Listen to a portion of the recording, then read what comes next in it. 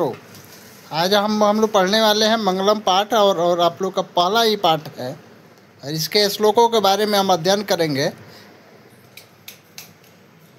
Starting श्लोक, प्रथम श्लोक है हिरण्मयेन पात्रेण सत्यशया अपीतम मुखम। ध्यान रखे, तत्वम पुषा न पावेणु सत्य धर्माये दृष्टये। अर्थ इसका कहता है, हे प्रभु, सत्य का मुख सोने जैसे आवरण से ढका हुआ है। जो सच्चाई है वह सोने जैसे आवरण से ढका हुआ है और सत्य धर्म की प्राप्ति के लिए हमें उस आवरण को हटा देना होगा। उस आवरण को हटा दे जो हमारे अंदर सत्य के मुख से जो आवरण ढका हुआ है, यानी उस सत्य धर्म की प्राप्ति के लिए हमारे अंदर की जो आवरण है उसको हटा दे। व्याख्या इसका देखिए,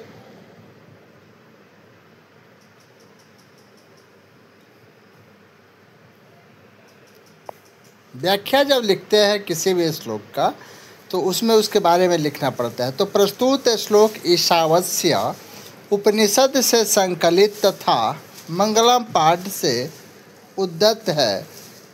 इसमें सत्य के विषय में कहा गया है कि सांसारिक मोह माया के कारण विद्वान भी उस सत्य की प्राप्ति नहीं कर पाते हैं क्योंकि सांसारिक चकाचौंध में वह सत्य इस प्रकार से ढक जाता है कि मनुष्य जीवन भर अनावश्यक भटकते रहता है। इसलिए ईश्वर से प्रार्थना की गई है कि हे प्रभु,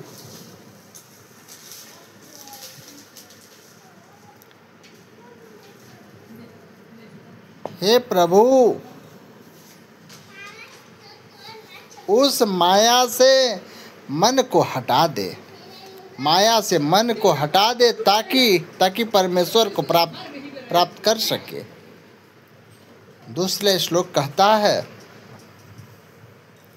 अणो अणियान महतो मयान आत्मस्या जयंतो निर्हितो गुह्याम कोय तम क्रतु पश्यति पीति शोको धातु प्रसाद आत्म महिमान आत्मनः। अर्थात मनुष्य के हृदय रूपी गुफा में अणु से भी छोटा और महान से भी महान आत्मा विद्यमान है। विद्वान शोक रहित होकर के उस क्या श्रेष्ठ परमात्मा को देखता है। व्याख्या इसका आप लोग देखें। प्रस्तुत श्लोक कंठ उपनिषद से संकलित तथा मंगलम पाठ से उद्धत है। इसमें आत्मा के स्वरूप तथा निवास के विषय में बताया गया है। विद्वानों का कहना है कि आत्मा मनुष्य के हृदय में सूक्ष्म तथा महान से भी महान रूप में विद्वान है। जब जीव सांसारिक मोह माया का त्याग कर हृदय में स्थित आत्मा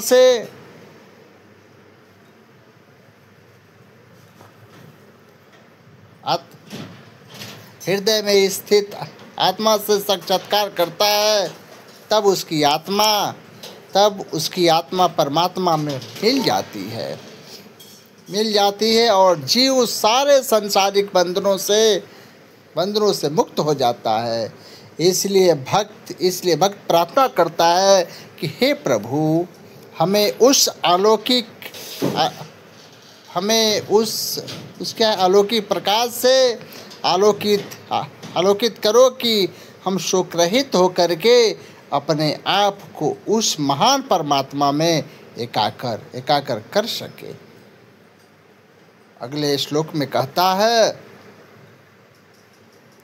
सत्यमेव जयते नानृतम सत्यमेव जयते नानृतं सत्यर्पन्था विततो देवयानः देवयान कथयनाक्रमन्त्य ऋषयो हि आप्तकामा यत्र तत् सतस्य परम निधानम। अर्थात कहने का मतलब है सत्य की ही जीत होती है, झूठ की नहीं। झूठ की सत्य से ही देवलोक का रास्ता प्राप्त होता है। ऋषि लोग देवलोक को प्राप्त करने के लिए उस सत्य को प्राप्त करते हैं जहाँ सत्य का भंडार होता है। व्याख्या करता है प्रस्तुत श्लोक मुंडक उपनिषद से संकलित है। प्रस्तुत श्लोक जो है मुंडक उपनिषद से संकलित है तथा मंगलम पाठ से उद्धत है। इसमें सत्य के महत्व प्रकाश डाला गया है। ऋषियों का संदेश है कि संसार में सत्य की ही जीत होती है, असत्य यानी झूठ की नहीं होती है। तात्पर्य यह कि ईश्वर की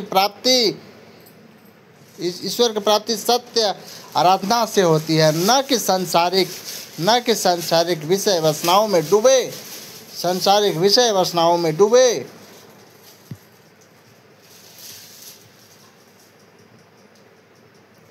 रहने से होती है।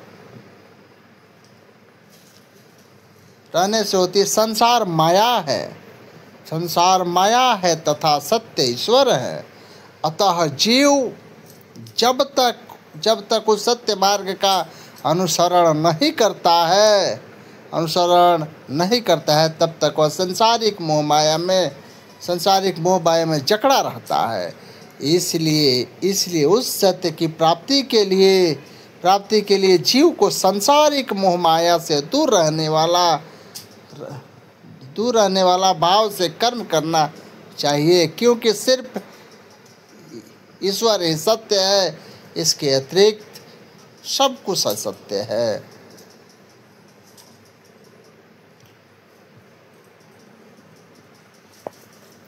चौथे श्लोक में कहता है यथा नदः स्यन्दमान समुद्रे अस्तं गच्छन्ति नाम रूपे विहाय तथा विद्वान नाम रूपाद विमुक्तः परा तत्परम पुरुषमुपैति दिव्यम।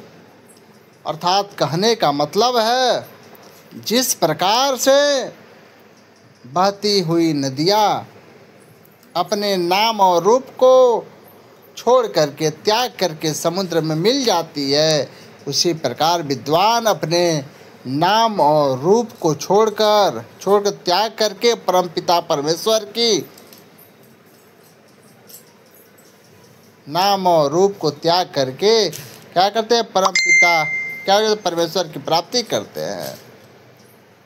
व्याख्या प्रस्तुत श्लोक मुंडक उपनिषद से संकलित है तथा मंगलम पाठ से उद्धत है। इसमें जीव और आत्मा के बीच संबंध का विवेचना किया गया है। ऋषियों का कहना है कि जिस प्रकार बहती हुई नदियाँ समुद्र में मिल जाती है, उसी प्रकार विद्वान ईश्वर के अलौकिक प्रकाश में मिल करके जीव यानी से मुक्त हो जाता है। जीव तभी तक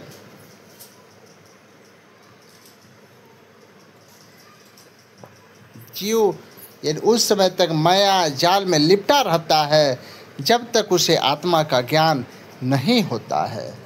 आत्मा ज्ञान होते ही जीव मुक्ति पा जाता है।